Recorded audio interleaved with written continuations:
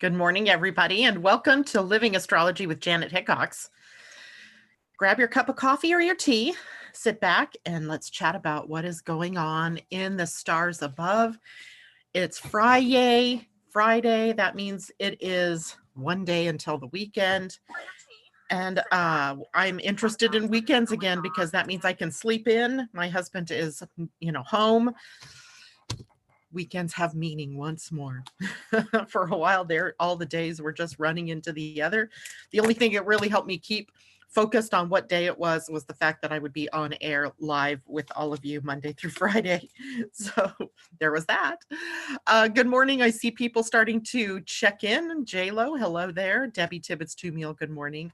And today, of course, means as it's Friday, we're going to take a look at the astrology for not only today, but also Saturday and Sunday. And it really is a fairly quiet, I say this tongue in cheek, it is a fairly quiet astrological weekend. There isn't a lot of planetary type of energies that we have to contend with, but there's one major thing coming from human design, one major thing coming from the planet, from a planet, and then we have the moon just doing her usual thing, a change in our human design week and what that focuses our energy on. And then as well, Mars is now moved into his retrograde zone, or will move into his retrograde zone starting tomorrow. At the same time, he makes a gate change in human design out of the gate of control, where we've seen a lot of things in the news that might tempt you to believe that that there are some new controlling measures that certain politicians are taking to overcome challenges in and among the states here in the USA. And tomorrow, Mars moves out of that particular control gate and into the gate of shock.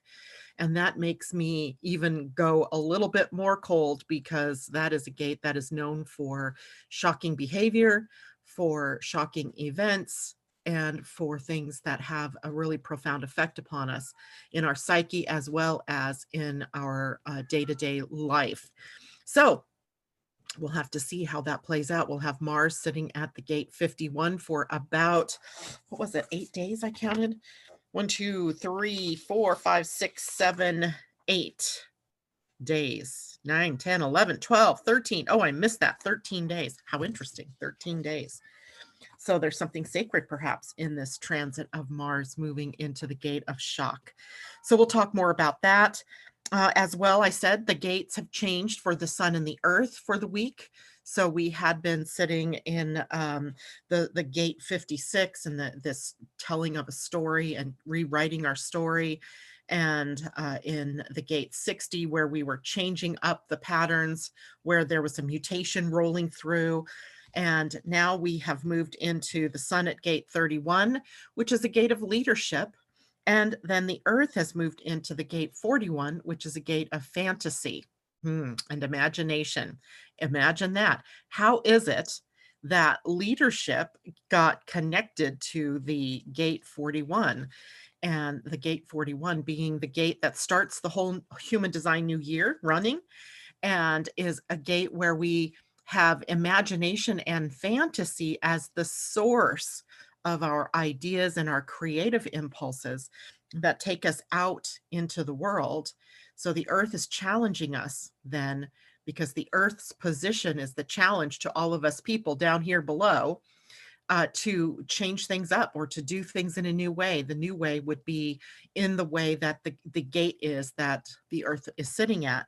And at the gate 41, to me, when I look at that, in the really mundane world, if you will, the gate 41 is a place where we hold a lot of ideas and inspiration up in our head, where we can imagine wonderful things, where we can fantasize about how things are, where we can really focus on ideals.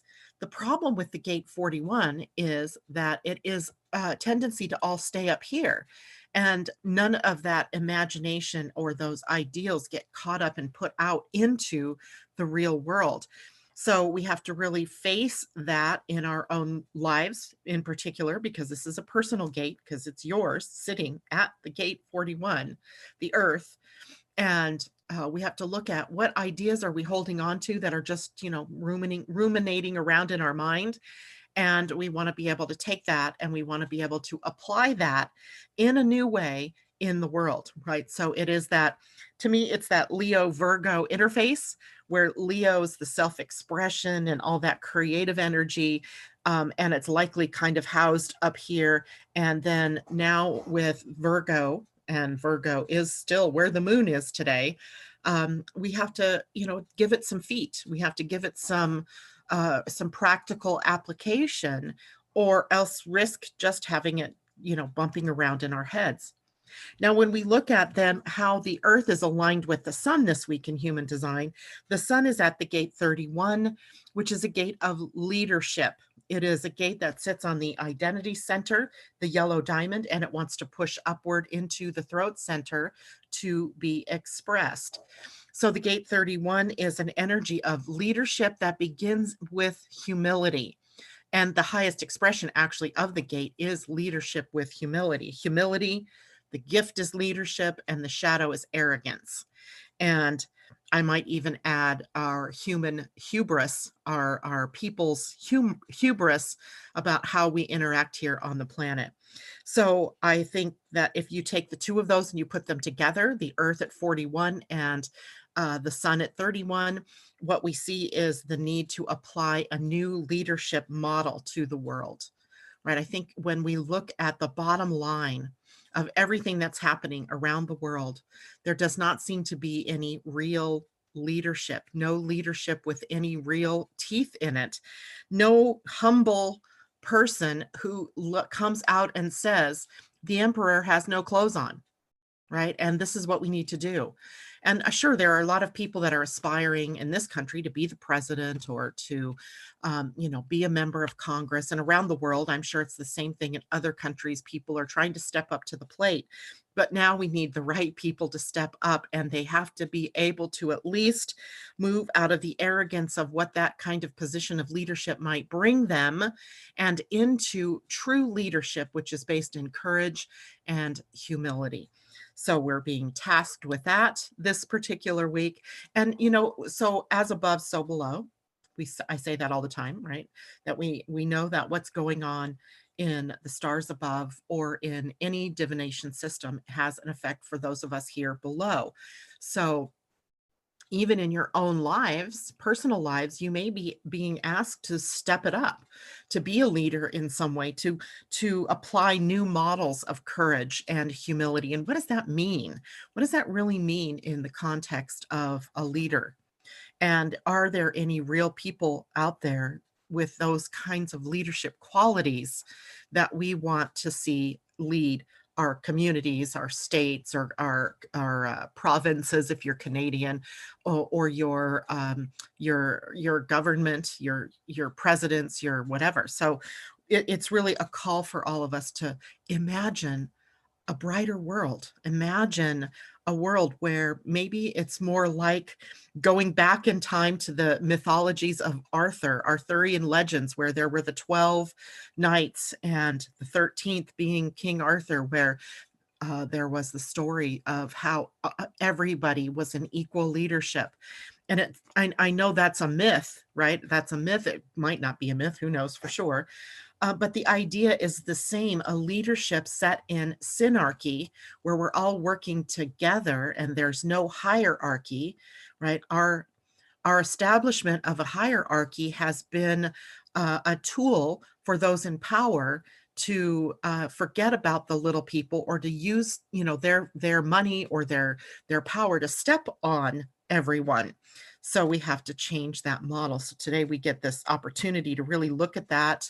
And it, again, we can't just like throw it out there and blame it all on the leaders that we see in the world and how horrible they are, because we've also allowed that. We've participated in that on some level. So we have to look within and find our own courage and our own humble leadership skills and bring them to the fore. So that's what that is all about for us. With the Earth at gate 41, the highest expression is the word emanation. Emanation means to me sort of just this light shining out, this ability to be a beam of uplifting energy, of light, of something new, a model of something new. The gift is anticipation, and in the shadow, it is fantasy. So that's where those ideas and ideals just sort of sit within and they don't get brought out. So we're being asked to bring things out. So, yay, right? Let's go back here just so I can say good morning to everybody else who's shown up. Asa, good morning. And Laura Wolfberg, gosh, it's great to see you this morning. Kamal, good to see you. Kimberly, good morning. Amy Energy, hello. And Camilla, hello.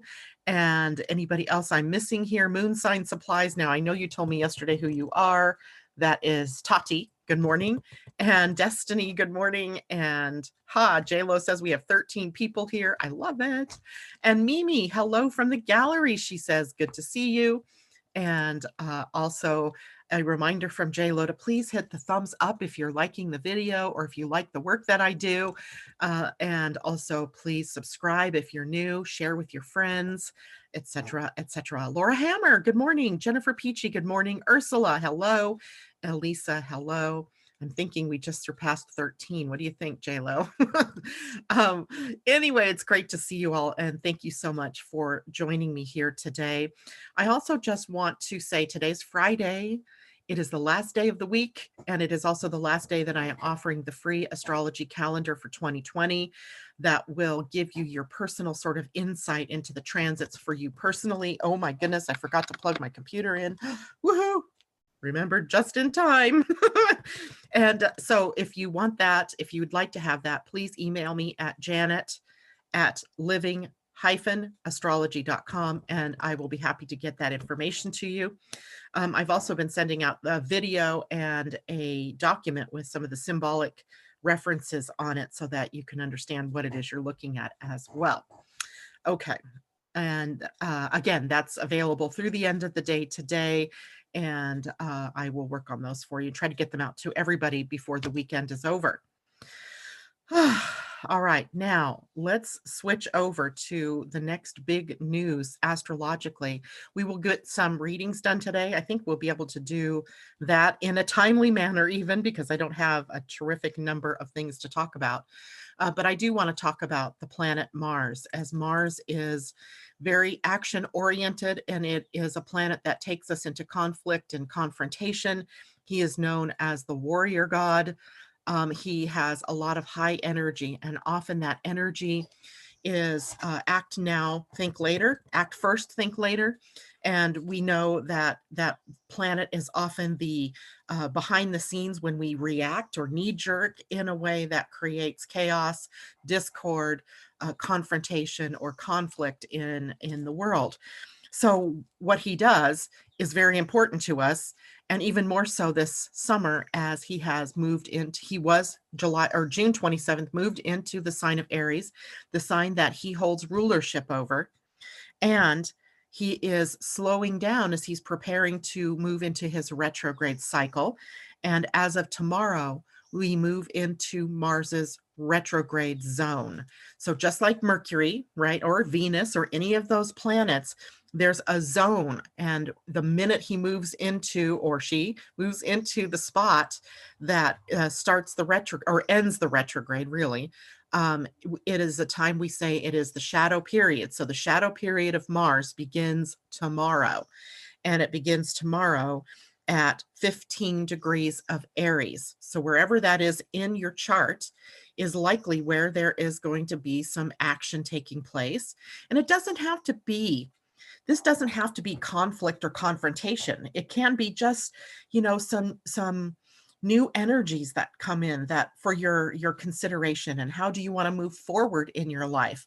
What's new, right? What kind of courage is it going to take for you to move forward, right? Today's the day of courage anyway. We have a week of courage coming up, courage and humility and leadership. And how do you want to embrace that in the world? So I'm just going to throw out some dates here. July 25th is the day we enter into the retrograde zone. and until September 9th, where Mars turns retrograde at 28 degrees of Aries. So you're looking for the span of degrees in your chart from 15 degrees Aries to 28 degrees Aries. So what's that, about 13 degrees? 13, there's that sacred number again. We have about a 13-degree span of Mars moving retrograde. So he'll retrograde on September 9th, back to until November 13th, and that's when he will again be at 15 degrees of Aries. So there's a connection between tomorrow, July 25th, and November 13th, because that's where Mars will be sitting at that same degree again. And then that's the day, by the way, he turns direct, right? That he'll change back to forward motion. And then January 2nd of 21, I can't even believe we're looking at the barrel of 21 already. That's where he exits the shadow period and will end his retrograde cycle by moving on into the 29th degree of Aries. So lest you think all is done with Mars as we get into January, the first degree he actually hits after the retrograde cycle is complete is a karmic degree. And there's going to be a lot going on in these next few months that I think are going to be highly volatile, sort of war-ish, if you will, and war can take on many different ways of looking, and it can be all out, war between people within your own family or within a government, a country. I mean, that is always possible. On the other hand, it can be such a productive time if we really had leaders that would rise up to the job of leadership. We could get some really good things done, right? Other countries have nipped that virus in the bud, and we can't seem to do it in this country because our leadership is sort of in chaos as well. And it's not just about the virus. There could be many other different things that need leadership. The economy. How can we rebuild an economy? Obviously, it was not rebuilt in 2008 very well, or it wouldn't have crashed the way it did now. Maybe there is a way to rebuild the healthcare system, the education system, the infrastructure of a country. So your roads and your bridges and all of the things that connect us, and transportation. The possibilities are endless in this, right? We don't have to just be focused on the anger and the disruption and the discord. We can be really focused on the productivity. How do we bring things together and build something new, something more lasting, something more sustainable? We have that as an opportunity. So that's our opportunity. And unfortunately tomorrow, as Mars moves into the gate of shock in your human design, the gate of shock is also called the gate of arousing. And I do not mean that in a sexual way at all. This is like something that is a trigger, something that arouses the passions and the anger or the upset or the call for change. It could be very well about the rising up of the populace against certain things. I would say disorder and awakening are also a part of this energy.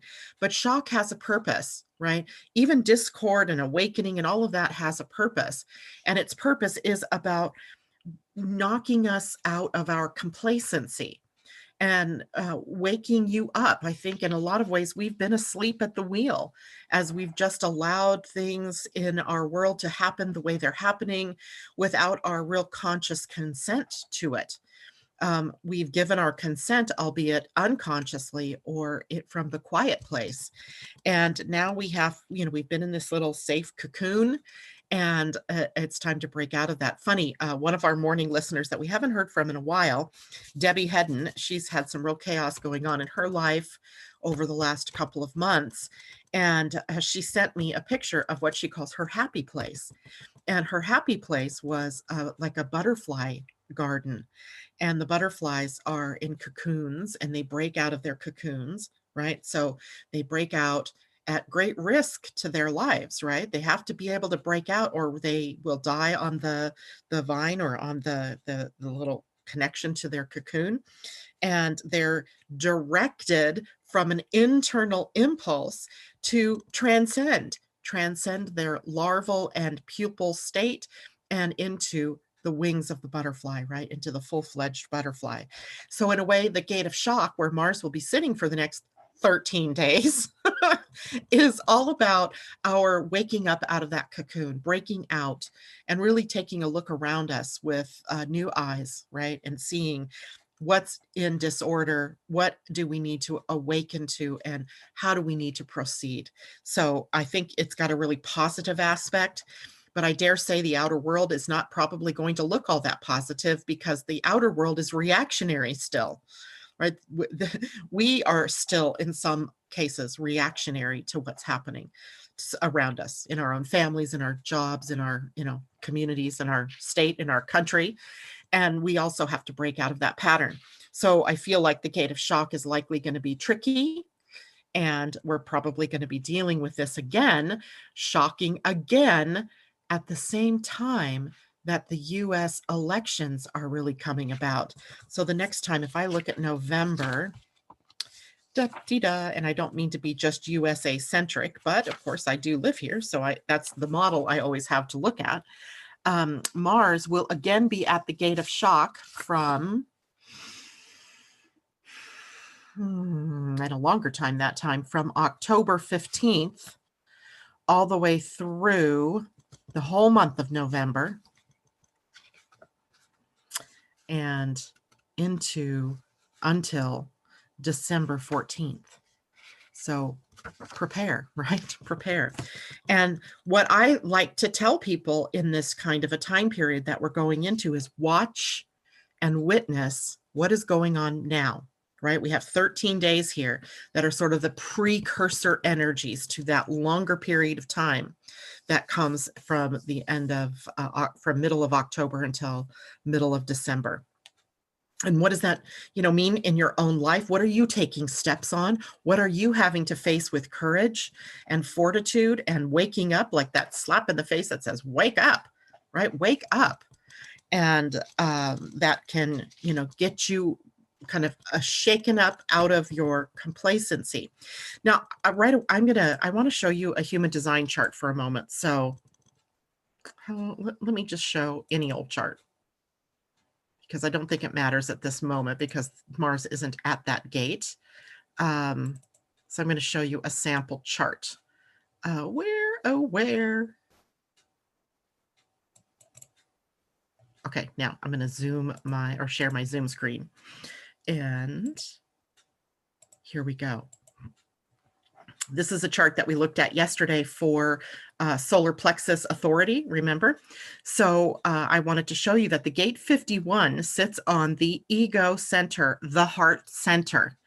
And the heart center here is an interesting one, because it's the center for the managing and allocating of resources, time and money, etc. So it has a lot of people that have this center are usually pretty good at managing the stressors in their lives, their time, their money, etc., their resources. And the gate 51 here shows that one of the resources that we have is the power of initiation, right? Initiation takes us from the gate of shock out through the channel 2551 into universal love energy, which is the gate 25. That's its highest expression. In its gift expression, I believe it's innocence. Actually, I have that right here. Hold on. 25 in its gift is acceptance, and in its lowest expression is constriction. So we can see that we're playing with some volatile energy here, but likely the awakening part of this, knocking us out of complacency, is an initiation into a more spiritual way of living, a more heart-centered, if you will, way of living. The danger, if we get into the stress and the craziness and the discord of it all, and we refuse to rise up to the occasion, is that we suffer heart issues, anxiety issues. There could be a lot of anxiety in the world around us in those time periods, and even, extending that beyond that. And again, we're looking at, in reality, what is the connection from the mind to the heart? And what does that mean for us? Because I think our thoughts can be the ones that take us out or bring us back into complacency. So we're needing to wake up in a real way. We can't stay quiet. We can't stay complacent. And that's what I think we mean by arousing, right? Getting our energy built up. It's like when you know, are doing some healing work. Often you see healers kind of rubbing their hands together. They're sort of bringing the energy and the heat to their hands. And in the process, they're also centering themselves, or they're bringing, you know, their spirituality into it. And if you guys do this, you know what kind of energy that brings to just the friction alone, the energy it brings to your hands. So that's what we're doing. We're rising that energy up from the heart, and we are expressing it out in the world. But likely it can be kind of a crazy energy to express, because it does connect to shock. And, you know, face it, would humanity ever look at greed without the shock of seeing children in cages? Um, would we really look at the environment and what what's going on in the environment without the shocking reports about global warming and all of that? So in a way, those things that are designed to shock us are designed to shock us, because otherwise we remain complacent. And so this is our call.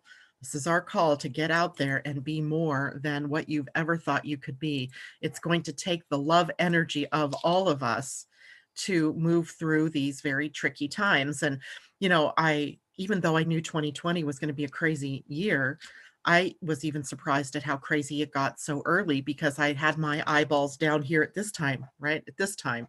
So maybe we've been shocked enough, hopefully, right? Maybe we've been shocked enough, and it's time for us to really have the wake up call, and to see how we might show up and work on the world at large by working on ourselves, right? Every person has the opportunity to help the at large world by working on themselves. That's the little kicker here, is that you don't have to go out and, you know, be the Joan of Arc and carry the flag. You know, that if you're so called to do that, then by all means do that. But we can, by working on ourselves and healing all of those imbalances within us, we can be that change just in our own families, or even in our communities, that eventually opens the whole of the world up to that same kind of change. So I love that, Jackie. Buckle up, she says. It is a buckle up kind of time. And, you know, sometimes we won't make conscious effort unless we are shaken up, right? And many times people who've had heart attacks or who've had cancer and they've survived those cancers, they will tell you it's the best thing that ever happened in their life, even though it was shocking and it was, you know, devastating in the process. It really gave them the gumption to live their life full out, right? To really appreciate and understand how precious life really is, and how we are all very effective in the world, right? We don't just sit here and not have any kind of an effect. We are all in this together, in other words. So Jackie says that action is right at my sun at 16 degrees. It's right at my midheaven at 14. I mean, all of that action is taking place in my 10th house. And I believe that's your sun at 16 degrees, whatever house that's in, is going to be the area where you can focus your particular genius and brilliance in waking up the world, or waking up your own self, or your own family, or your clients, or whatever. So I feel like, you know, for me, just because I know where this is all encompassed inside my 10th house, it's my voice, right? It's going to be what I say. It's going to be how I show up in the world. So I know that that is the thing that I have to look at in my own chart. And remember, everybody, because I haven't even mentioned this yet, is that puts Mars in a conjunction with Eris at some point here. And I did look those dates up yesterday because I was preparing this for our membership look at August. And part of that is looking at Mars. And when I was looking at Mars, I was like, oh my gosh, what are the dates? I can't remember them now, that he will be in a conjunction to the discord goddess Eris. And he and Eris, when they come into a conjunction, are going to be squaring the Jupiter, Saturn, Pluto, Pallas Athena group over in Capricorn.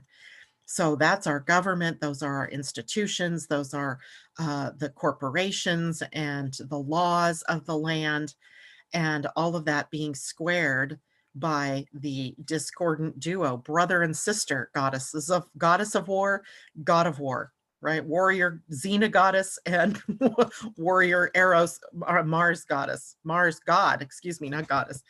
So I don't know. I thought that the symbology was kind of striking, and that is what we're looking at, right? This is exactly what we're looking at.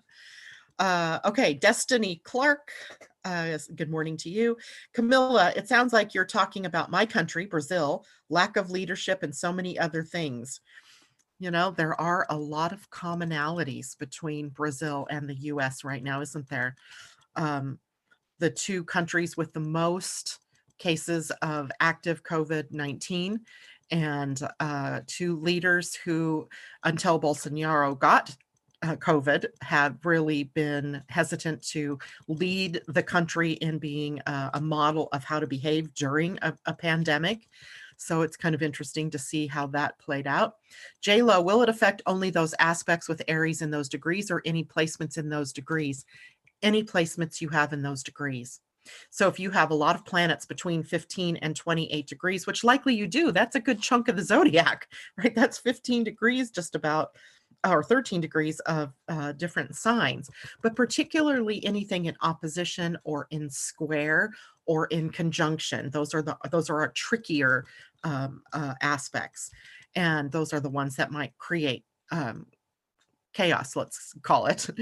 And JLo, also the house of Aries is affected, indeed, right? Indeed, especially where Aries is in a chart by house, because that's the area, that's the where of the action in your personal life. So if it's happening in the first house, there's a lot of personal stuff happening, a lot of change and change in your viewpoint and how your personality is. Remember, the ascendant crosses there, right? And that's the viewpoint that you have on the world and how you look at the world, the mask you're wearing. If it's the second house, it might be affecting your money, and maybe there's volatility in the stock market and your funds are running dry. I don't know. Maybe you're getting more money in. It's a call for being more aware of your money. Third house might be more aware of your mind. And what are you filling your mind with? What are you watching on TV? What are you reading in your on your devices? And what are you putting your focus on? The fourth house, about family and home, and your mother perhaps, or your nurturing parent. Fifth house would be about how are you creating joy in your life? Where are you playing it too safe and not jumping out there? Sixth house of your work, how you serve, the way you give of yourself. Seventh house, your marriage, your relationships, your business partnerships. Eighth house, sex, death, and rebirth. Ninth house, the viewpoint. How are you expanding? 10th house, career, profession. 11th house, your goals, your vision, your aspirations, but also your networks, your friends, the people that you hang with. And the 12th house, what's going on in that beautiful mind of yours, right? What's going on in that psyche, and how does that need to be? How do you need to bring more consciousness to your life? So how do you need to become more visible even in that 12th house? So that just gives you a rundown of kind of the area of your life that might be shaken up over the next period of time. I like that. Thank you very much, Jackie and J-Lo, both Jackies, but Jacqueline and Jackie. Thankful for all of the wisdom that we get here. And had to put Chiron there at 24 degrees on sheesh. Yes, right. So wounds.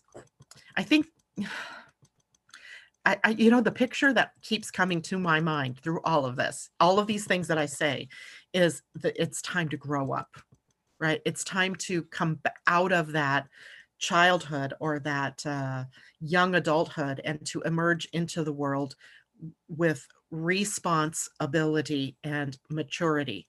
And And I don't mean to say that we're all a bunch of children running around, but kind of we are, right? In the grand scheme of things, we are children with children's emotional um, maturity, running around with bombs and weapons of mass destruction and power, power struggles, and arrogant, narcissistic people running the show.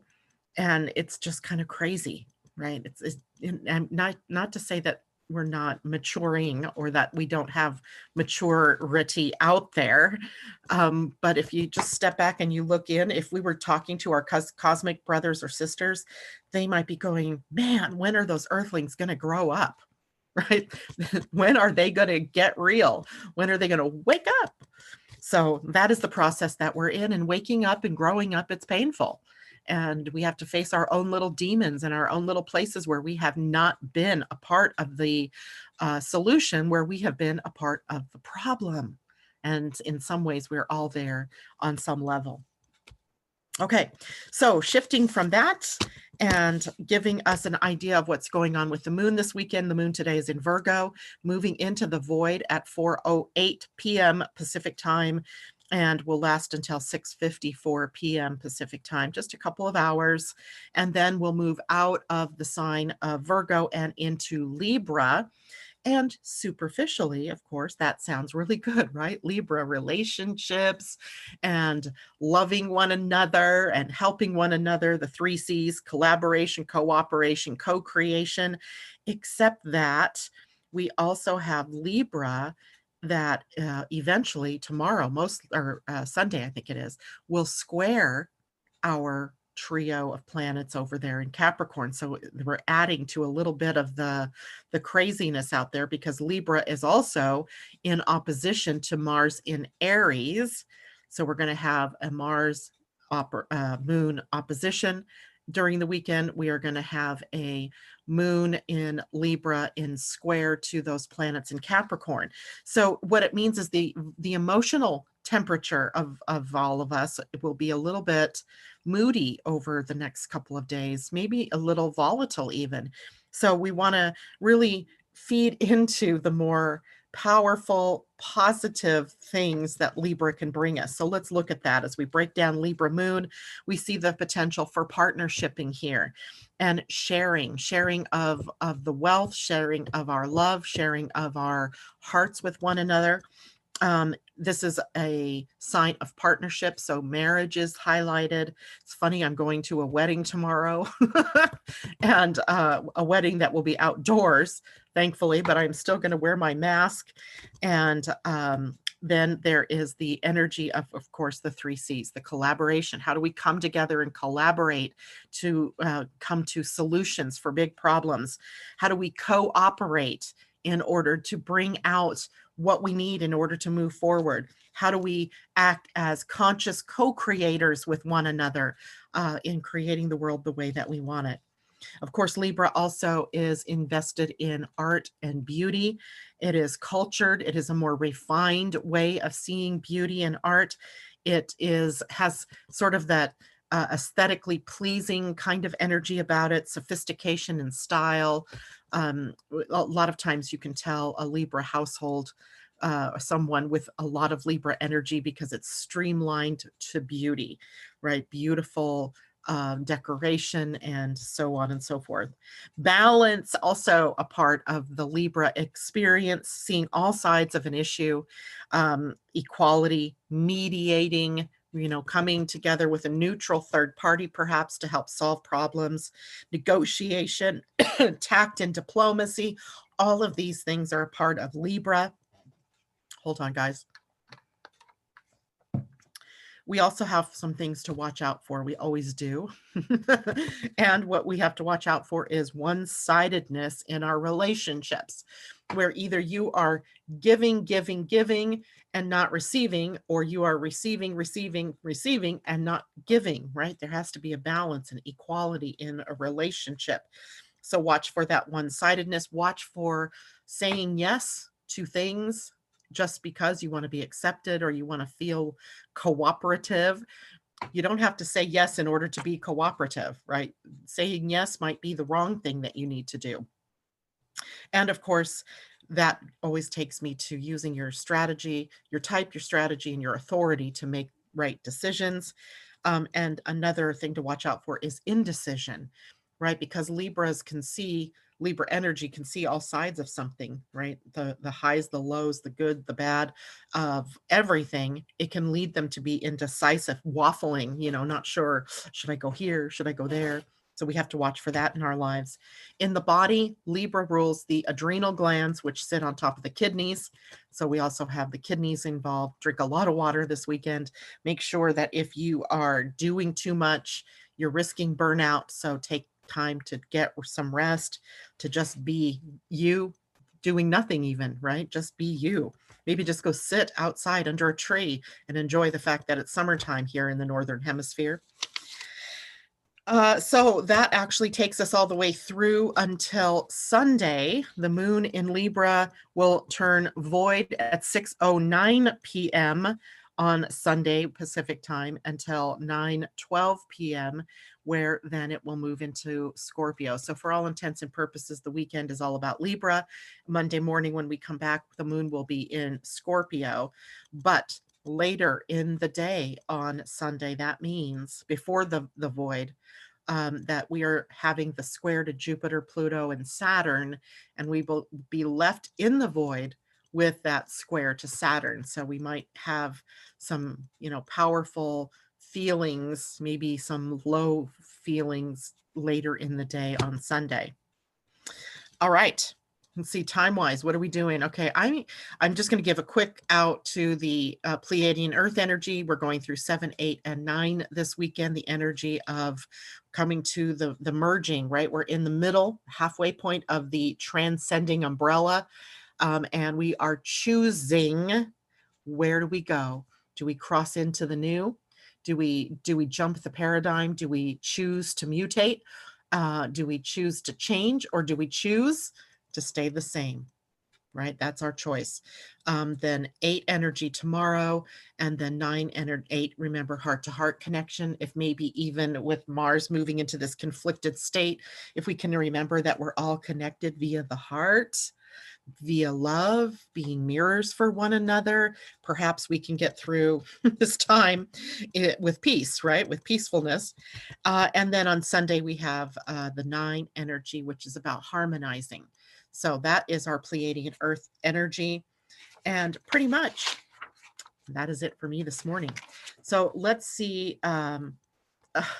Look, people are texting me looking for your show today. I know I'm out there because I've seen comments.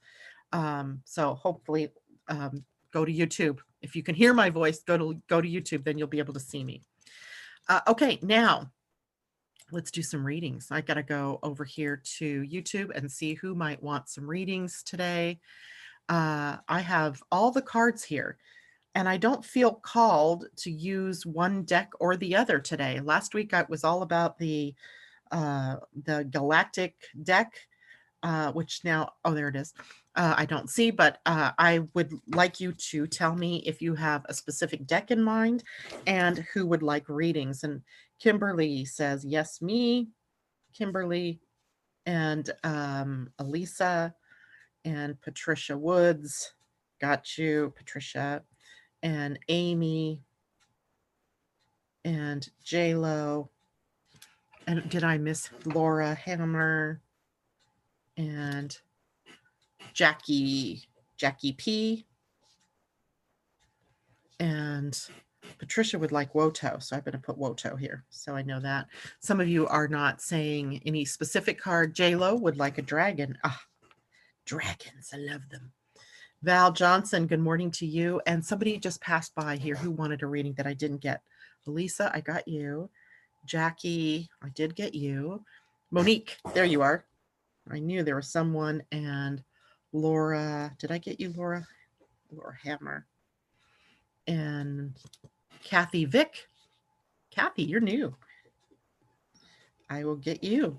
I love doing cards for new people. Kimberly says, any choice, good. That's great. I like doing that. Natasha, one for you. And Alisa says, my choice for me. And hello, Miss Kathy. She says, hi. Okay, so I think I have everybody. If I missed you, please say it again. Patricia, Jackie, Alisa, I got you. Kimberly, da, da, da, da, da. Very good. Okay, so any choice, Natasha says. Any. Okay, very good. So let's start with Kimberly. And Kimberly, now I got to go back to Kimberly. Did you tell me what you wanted? Any choice. Okay, Kimberly.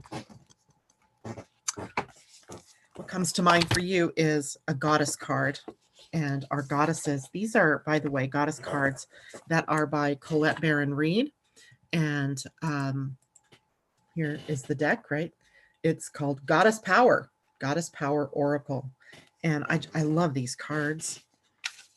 And I love the idea of working with goddess energy, helping her to really come into her own power here.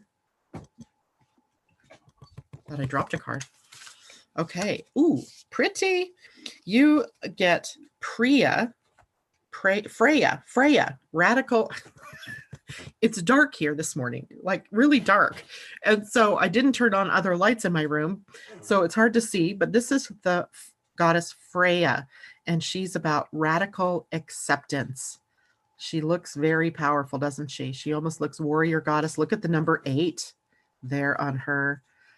Those mirror energies, right? The infinity symbol, heaven and earth, heaven coming down to earth. She is the number 15, which is a 6, which kind of is about balance, very Libra-like. So let's see what she has. And she came out upright. So that is an empowerment message for you.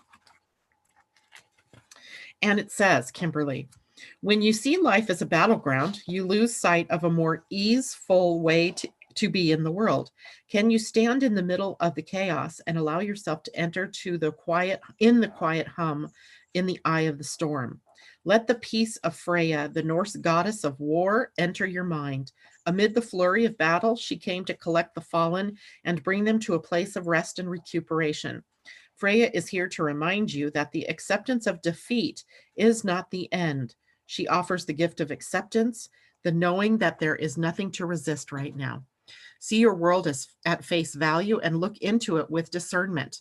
When you see with greater clarity, not taking this world so personally, you will not have to fight at all. If you take full stock of your conditions, surrendering to what is, you can move to a higher ground, begin again, or wait until the drama dies down on its own. You are the strongest, most grounded, and most powerful when you remember this is the strategy the goddess Freya offers in your support. Ooh, like it. I like it. I like it. Okay, so Kimberly, that was for you.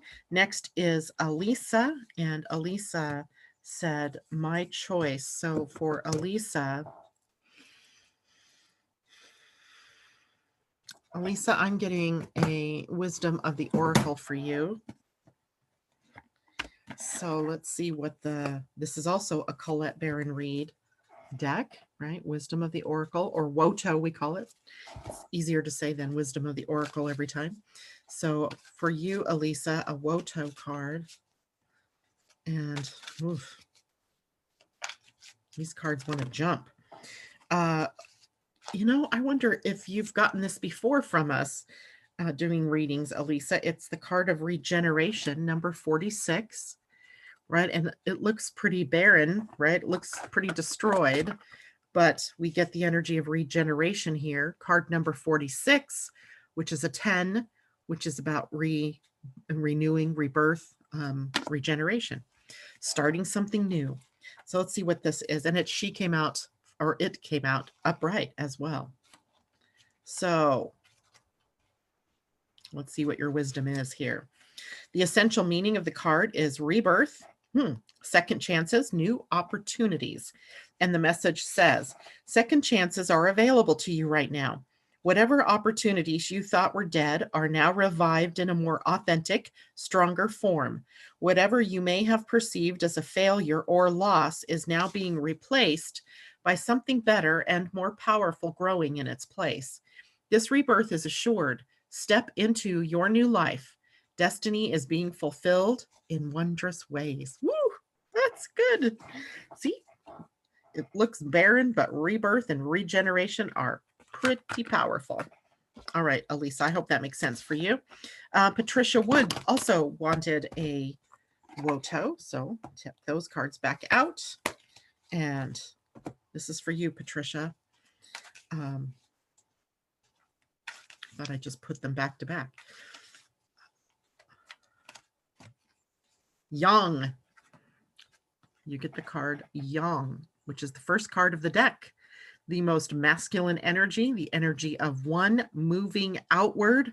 Look at the card, hand outstretched. And if I'm not mistaken, I see a little bit of some flame energy there, right? Creative energy moving out from you. So, and it was also upright. So one, Yang energy. The essential meaning of the card is the masculine principle of movement and creative activity, the power to make things happen and taking action. And it's the Oracle's message says Yang represents the power of action. It's very Mars-like too. The energies that propel the world forward and manifesting thought and desire into concrete form. Now is the perfect time to act, for you can easily build momentum and make headway. What you want will come to fruition if you proceed confidently. This card signifies new life and is a sure sign that obstacles have been overcome. There is no reason to hesitate. You are the shaper of your destiny now. Interesting. I wonder what that means for you, Patricia. What are you working on? Amy, I think you asked me to choose for you. Amy, I'm thinking you need a Galactic Heritage card. Wow, that came in really easily and powerfully, and I am making a mess here. So here we go. Galactic Heritage cards. These are a little bit longer in the description or the reading of the card. So bear with me here. We did have a little extra time today. That's good, because I've got quite the list. And if there's anybody I missed, would somebody please do a real quick check? Maybe J-Lo, because you're good at that too. Take a quick look and see if there's anybody I missed. And this is for you, Amy. Ooh, you have a really interesting card called Alchemy and Essasani. Never heard of that. Essasani 102, card 102, which is a 3, which is creative. Alchemy, right? Alchemy. It almost kind of has a Gemini feel to it, if you ask me, right? Look at those two faces. Let's see what that means. Galactic Heritage card 102.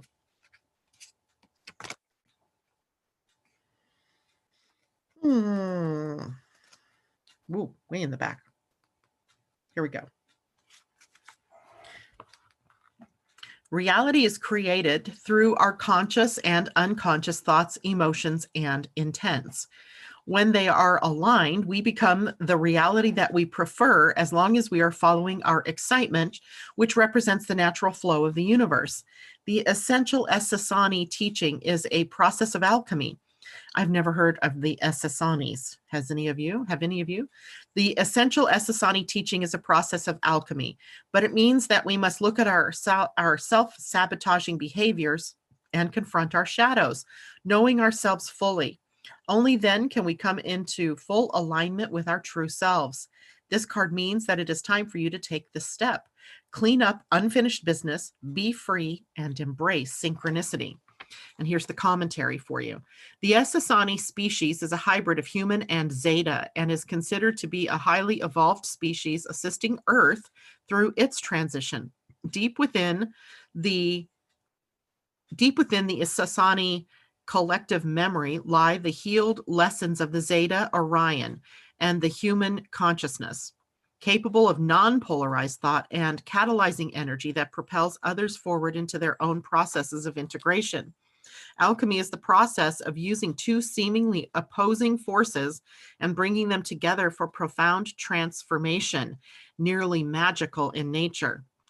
The card also connects to the past lessons from Orion that were successfully integrated. If you pulled this card, its meaning can vary. A likely interpretation is that there has been or will be or needs to be a shift in your life circumstances that comes in an unexpected way. Our minds often think change is predictable and happens according to a linear model, like A plus B equals C. But everything we experience is the result of an alchemical process, an energetic mix of our thoughts, belief patterns, emotions, resistances, and so on. All of these variables create a powerful energetic soup that propels our trajectory. The Essassani are experts in harnessing these alchemical processes and shifting the trajectory toward awakening. Now, it is essential to do the inner work necessary to understand the forces that affect how your reality is created. See yourself clearly, including your self-defeating habits and patterns, as a way to free yourself from limitation and illusion. Woof, woof, woof, woof. Felt the power in that card. Wow, wow, wow. So that was for you, Amy. I want to just say for all of us that are here today, for those of you who listen to this broadcast later, all of these cards, even though this looks like Amy, this card was for Amy. She's just the stand-in. That is something that we all need to take away from the message. So Amy, yes, this was your card, but everyone has something to gain from the wisdom that came from that card. All right, J-Lo would like a dragon. I love me some dragons. And this is a deck by Diana Cooper, and it's called Dragon Oracle Cards. This is the guidebook for it. And there we go. By the way, if any of you are out there listening and are sort of profoundly able to handle social media, I might need your help. So if you would like to reach out to me, if you're listening to this and you're really good at social media and making everything hum, I would really welcome a conversation with you. You can contact me through Janet at living-astrology.com, and we can set up a time to chat. Earth Dragon, this is for you, J-Lo. Earth Dragon clears your path and the land around you. And then it says, stay grounded, be ready to serve. Stuck energy is clearing. You can move forward in life. And look at this beautiful dragon. Earth Dragon. Beautiful. How perfect for a Taurus, right? Earth Dragon. Let's see what this dragon has to say for you. Oh, yeah. Water, fire, air, earth. Here we go. About the earth dragon. Fourth dimensional earth dragons are brown, the color of the soil. They love the planet and the land itself. It was these sturdy dragons who helped to build the original dragon lines that we now call ley lines. Part of their service work is to travel along them to clear them when asked to do so. When we send an instruction to the earth dragons to work with the ley lines, they can power away under the surface to clear any blockages. This impacts hugely on people and situations in the vicinity. They can also help to ground us and our mission in this life. Here's your guidance, J-Lo. It is time to clear unwanted energies that are preventing your life from moving forward. Some of these may be in the earth, under your home or office, or where you travel. Call on the earth dragons and ask them to remove all that is not in accordance with divine light. Then sense the frequency rising within the land and on your path. This card also suggests that you may be called on to do planetary service work, as the earth dragons will take the opportunity to cleanse any ley lines you focus on. Take a moment to direct them to clear the planetary grid and visualize the grid glowing and shimmering. When you walk, think of the earth dragons and connect with them through the earth. Ask them to ground you and your vision, for this card signifies that they are now boosting your spiritual journey and you are ready to fly. Notice the progress you make, right? Don't beat yourself up. Notice the progress you make. All right, J-Lo. Hopefully that is meaningful for you. Laura Hammer. Laura, I don't know if you asked for a specific card. I'm going to go back and check really quickly. I think you said any. I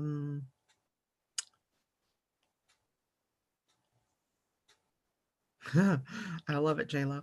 Okay, back to Laura. Laura. Wow, lots of conversation going on here. Okay, Laura, oh, good. Any choice. Good, good, good, good. Because Laura, what I'm really feeling like you need is a goddess card. So I'm going back to our loving goddesses over here. And let's see what they have to say for you. And the wisdom that they impart. Sometimes more helpful, I think, than some of the other decks. They get a little into the mind. These girls get into their hearts. This is the goddess Nyx. She's the goddess of secrets. She's the number 39. She's sort of beautiful in her own way here. Secrets. I love it. What's going on in the dark? 39 is a 12, which is a 3. So another 3 energy, another creative energy. And she came out upright. All of the cards are coming out upright today. This is awesome. Not that it's really a big difference. It just means that this is an empowerment message for you. So here we go. The goddess Nyx. There are times when you must surrender your need to know. Some things open up only when they choose to, not by demand. The mysterious and the unknowable is the domain of the Greek goddess Nyx. She shows you the veils that may not part for you at this time. Right now, you're meant to keep on your path, trusting that secrets will be revealed as the goddess Nyx decides. Remain true to your intentions and keep on moving forward, remaining curious and open to what you can discover. Allow your need to know the details right now to fall away and just be present to all that life is offering you. Judge nothing as good or bad and just be with whatever arises.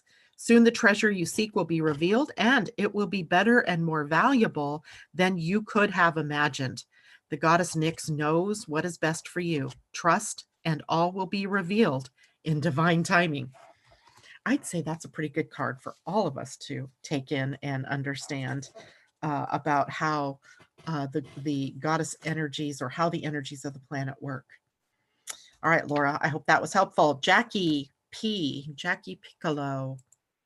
I think you said I could choose, and that's probably because you're fairly new to us and you don't know all the different decks I have. And I'm getting that you need a Mayan card. Great, one more card to add to my pile here. But I just go where they seem to send me. And for you today, it's the Mayan deck.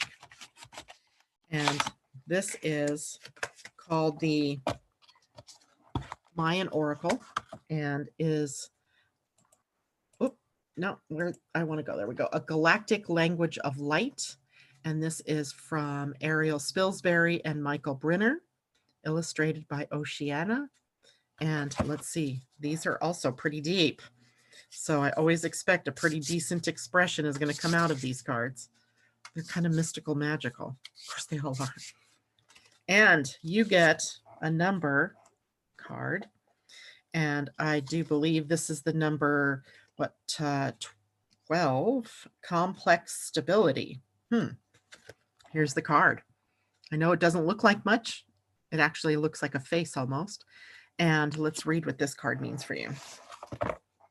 Complex stability. Now I got to figure out how to find that one.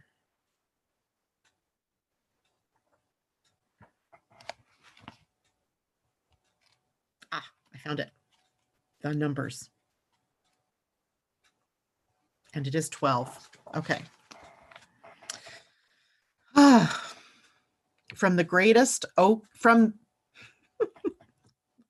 the greater council at essence core, through the pulse of connectedness, stability pours. It's a little poem there. The qualities of the number 12: pattern that connects, stability and expansion, greater constellation, union of polarity, sacred light councils.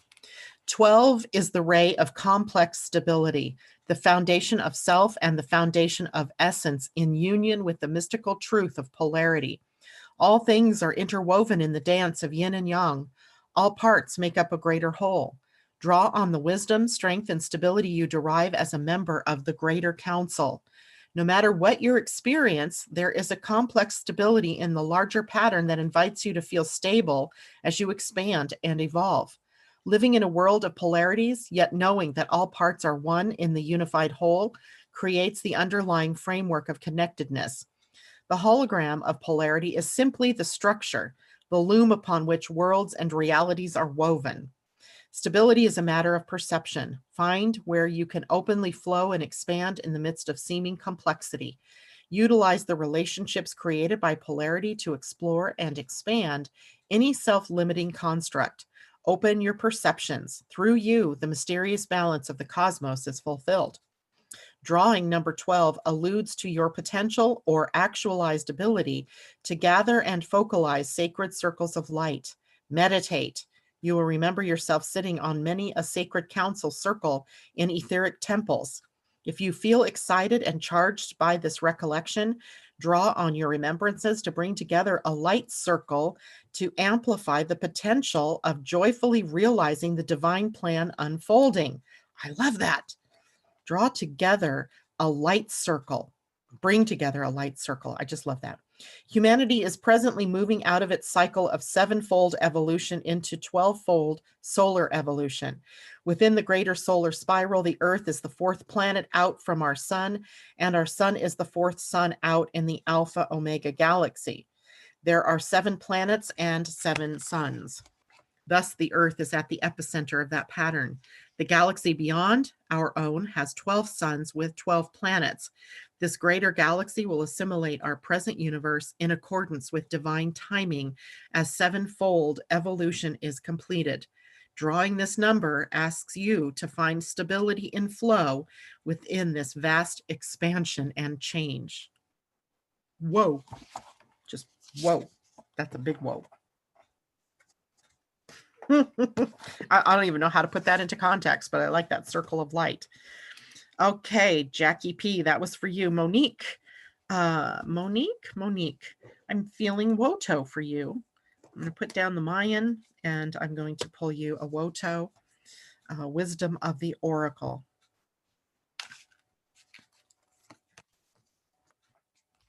Just managed to mix these up. There we go. All right, Wisdom of the Oracle for Monique. Building blocks. Monique needs building blocks. Building blocks is card number 28, also right side up. So that is sort of your empowerment message, building blocks. And let's see what that is. 28 is a 10, of course, which is a 1. We seem to be getting 10 or 1s. And what's the other one? 3s today. So creative new starts. That's the way I would look at that. So 28 is building blocks, and the essential meaning is strong foundations, a beautiful work in progress. And here's the Oracle's message. You have everything you need to cultivate an extraordinary life. This is a time when you focus needs, This is a time when your focus needs to be on the foundations you build upon. Your work, your relationships, and your very being are underwritten by your values, ethics, morals, and core beliefs. Are they still true for you? Will they stand the test of time and serve as the solid grounding upon which you construct your life? Now you are making changes that will affect everything in a positive way. Your destiny is truly a remarkable and beautiful design. I feel like I need to continue that with the prosperity message from this. It says, you have everything you need to turn iron into gold in the alchemical process of creating the prosperous life you desire. Now is the time to build on the strong foundation you have already laid for your prosperity. Keep in mind that these building blocks are imbued with the sparkling energy of your intentions. Own your dream and remember that you always have more than enough and you always are enough. So abundance is ever present. Your creativity is divinely inspired, and the design for your life is taking shape in service to the world. You are meant for success. Woohoo! Can't beat that one. Okay, Monique, that was for you. Kathy Vic. Kathy. I'm kind of getting dragon for you. Let's do dragon here. And unless I go back and see that you wanted something else, me please, Kathy says hi. I don't think you said any specific cards, so I think dragon is called for here. So let's do dragon. And I'm going to go back here. Okay, dragon for Kathy Vick. Kathy. Oh, Kathy, you have a rainbow dragon. Brings the leap of joy that opens new doors. Have trust, rediscover wisdom, expect miracles, accept opportunities. Rainbow dragon. Woohoo! I love that one. Okay, let's see what that means.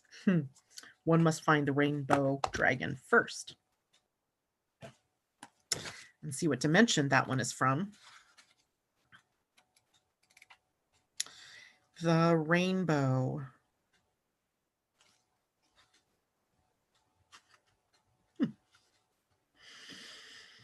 Where did you go? You're hiding from me. Are you serious? Where is the rainbow dragon?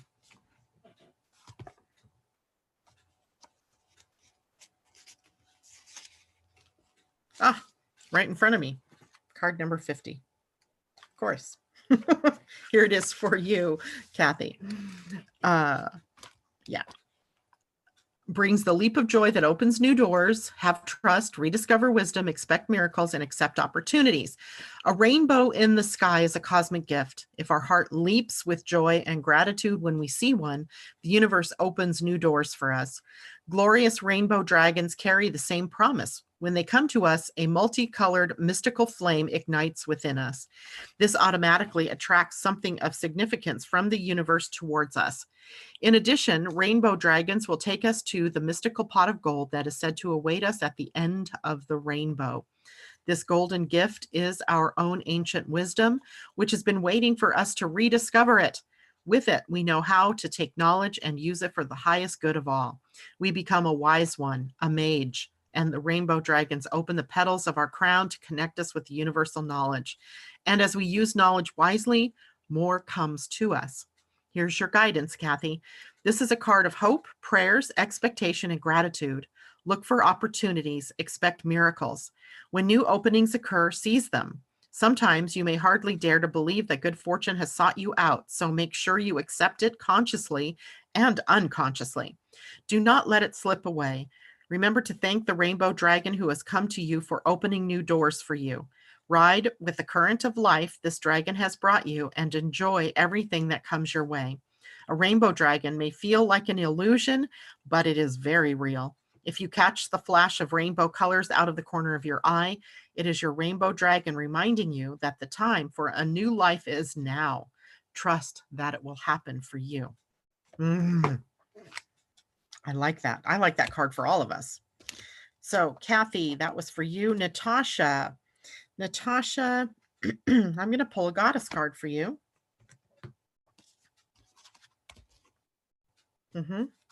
Goddess Natasha. And let's see. Goddess Natasha has the goddess Nike also right side up. And she is the goddess of ambition, right? Ambition. And that is number 38, which is an 11. So we have some light there as well, some illumination. And let's see what Nike says. All right, card 38. All right. The Greek goddess Nike asks you to be present to the beauty and richness discovered in your life so far. You have come this distance, so what are your wins? Celebrating them is key right now to enable you to co-create even more. You live in a world where you may have felt that you were not allowed to celebrate your victories lest you be cut down for being self-centered. Perhaps you were raised in a family that discouraged you from shining in an authentic way. Being successful at the game of life requires you to refuse the message that you are too much or not enough. Your biggest win is to be yourself, accepting yourself exactly as you are, releasing the idea that you are flawed in any way, and expressing yourself with authenticity. This is the true power of the victory goddess Nike expressed through you. The goddess Nike has another message to share. If you've been struggling to move to the next level of your life, working hard and putting the time and effort in, you will soon find you are finally winning. Your determination and commitment to your intentions are manifesting in your life with beautiful results. When you are winning, the world wins too. Just remember to share your bounty. Woo! Gotta love that one, Natasha. All right, let's see. Time-wise, ooh, gosh, we are at 9:15. Let's take a look back here at YouTube and see. Alisa, I did get yours. All right. Bye, Mimi. Her battery was running low. Okay, so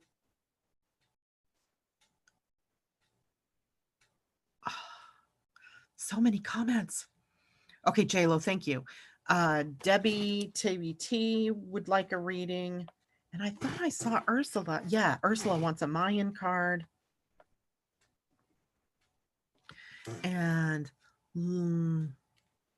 Tom. Why does it say Om? Om, right. Ah, that's great. And Tom, there we go. Tom card and Debbie TT. Okay, Tom, Debbie, Ursula. Am I missing anybody, JLo? Oh, Camilla. Sorry, I missed you. Camilla would like a card. And yes, we are. Okay, so I think I got everybody. All right. If I didn't, I apologize, right? I apologize. I can only do so much. I can only see so far into that. So Debbie Tibbetts Tumiel. I'm feeling Mayan for you. I'm feeling Mayan. I'm feeling Mayan. That's not Mayan. Where did I put the Mayans? I need a secretary. Oh, here we go. Here are the Mayans. You guys would simply laugh if you saw my desk at the moment. Okay, this is so not Virgo moon. It's everywhere. And why are you sticking? Because you don't belong there. All right, so this one is for you, Debbie Tibbetts Tumiel. Ooh, lovely card. 2 dropped out. Now I don't know which one. So I will, and these are long readings, Debbie. So I will give you the one that popped out is Khan, which was funny because this was our card for the week, I believe, because it was about the new, and with the new moon, these don't have an upside down reading. Khan, and then Chi-Chan also fell out for you. So we'll take a look at both, but I'm going to read more of what Khan represents because that's the one that really came out. And let's see, Khan represented the seed, right? Seed, planting a seed, and that was why it was so interesting to us to have that that card. So receiving Khan indicates that now is an auspicious time to plant the seed of some intention, project, or dream. Now is the time to act on your inspiration. Stop daydreaming and begin initiating your creative ideas with an invitation. The energy of Khan asks you to look at the issue of receptivity, for seeds germinate best in a field of responsive surrender. What can you do to create the receptivity that will assist in the germination of your seed idea? Remember that all seeds are self-germinated and that the realization of any dream starts with a simple thought. Don't get lost in the entire process of manifestation. Just begin by seeding your heart's desire. Feel the possibility of your dream seed emerging. Your life is the receptive soil. Plant a seed in that fertile field. Begin. Take the first step. The result will naturally blossom in the light of your willingness to start. All seeds hold the holographic power of their own completion. Khan represents the power that directs the vital processes of an organism toward wholeness. Continue on this journey of manifestation by following your deepest feelings and dreams. Again, that's the card Khan. And I'm going to read a bit of the other one that came out was Chi-Chan. Chi-Chan is the vital life force that encourages you to act intuitively in the moment. Follow your gut level instincts and intuition. Sense the solutions to your concerns. What do you instinctively sense about your current situation? What motivates your choices? Listen to the temple of wisdom in your body. Allow it to integrate all levels of your being. Create a relationship with your body that will free you of the entrapments of past patterns. The vital fire of purification can serve your clearing process at this time.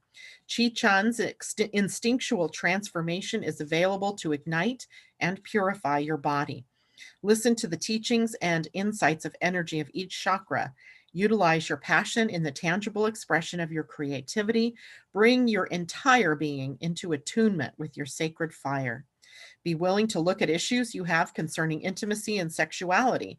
Make sure that you are not separated from the dance of passion that is in union with your divine nature. Sense your deeper desire for union and intimacy. Qi Chan calls on you to awaken your vitality, body wisdom, and passion for life. Wow. That was for you, Debbie. Ursula also wanted a Mayan card.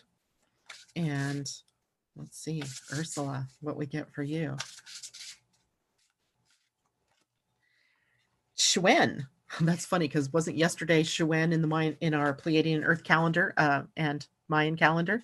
Shuen is the monkey, and monkey usually is about having fun or being creative, being spontaneous. Let's see what Shuen says here. I just have to remember where he is in the grand scheme of things. Not man, he's not that far back. Ish. Ben. Nope, I want Shuen. There he is. Okay. Shuen, the monkey trickster, breaks down structures, images, and beliefs that no longer serve you. Shuen invites you to act in spontaneous and unpredictable ways. Lighten up, smile, don't be so serious. Believe in the magic of the moment. See what is revealed in spontaneity. Enlightenment doesn't have to be difficult. It can even be delightful. Drawing, they're separated by hyphens, and that's why I'm reading it that way. Drawing this star glyph gives you fair warning that the monkey trickster may step in and turn your life upside down. What is unconscious and desires change is at risk. This experience can appear chaotic or overwhelming. Remember that there is perfection in everything that happens to you. As your walls tumble down, a smile is revealed and the illumination of your essence self shines through. How might you bring more humor and fun into your daily life? Explore your concerns with creativity and playfulness rather than trying to rationally think the solution through. An answer may sneak up on you when you least expect it. Paint your face with the improbable.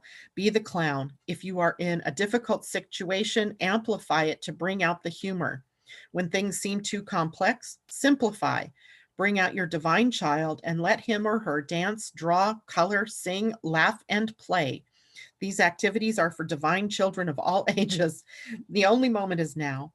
Live your dreams and visions, seeing everything as sacred and by nature delightful and joyful. As a divine child, walk the path of innocence again. No matter what has happened in your life, there is a place of innocence that was never touched. That is the divine child. Peel off all illusory layers of concern and simply reclaim your wholeness. Reveal once again the trust of your heart. Remember, as a divine child, you have nothing to do or be except to embody the simple presence of love. Wow. Wow, wow, wow. All right, Tom. Tom. Did you have a specific card you wanted me to pull, Tom? No.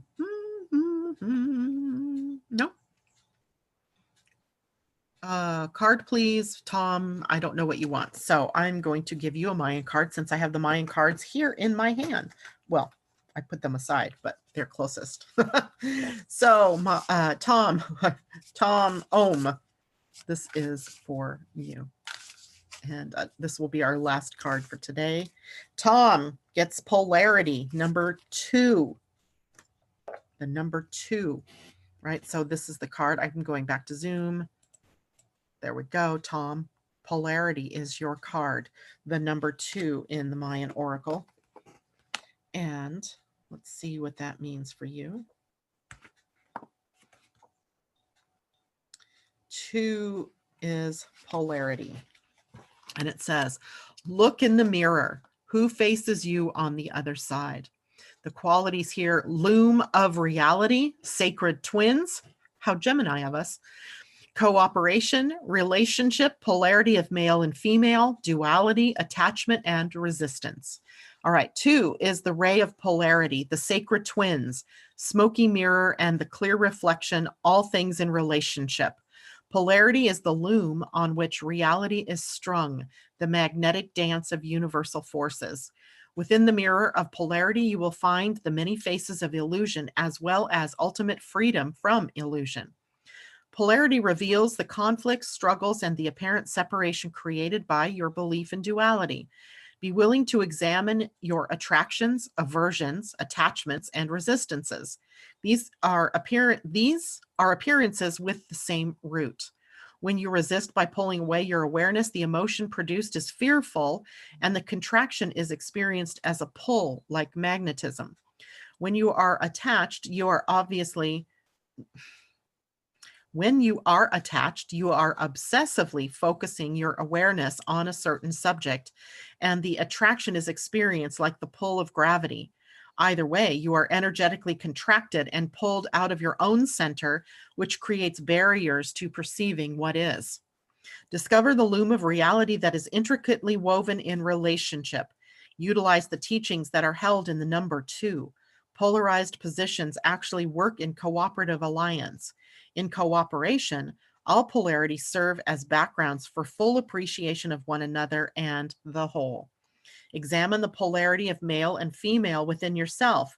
Explore your divine feminine and masculine aspects. Look for the gifts within your relationships. Investigate the polarities within them and explore the natural lines of force and growth they create. Remember, polarity is the pulse of the universal source. Wow. Such great readings this morning, right? These cards are all fabulous. So I think we got a lot of really good messages. That's a great way to end our program this morning. And Joy Enza, she had her oracle card in her dreams. Oh my goodness, I love that. You guys are all very welcome. Oh, hi, Terry. How are you? Joining us from his place of work. Love it, love it.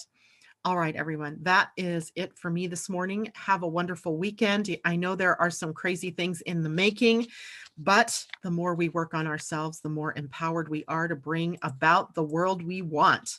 Remember, lead through humility and enjoy fantasizing and imagination that you can bring into reality. All right, much love, everybody. Take care. Bye for now.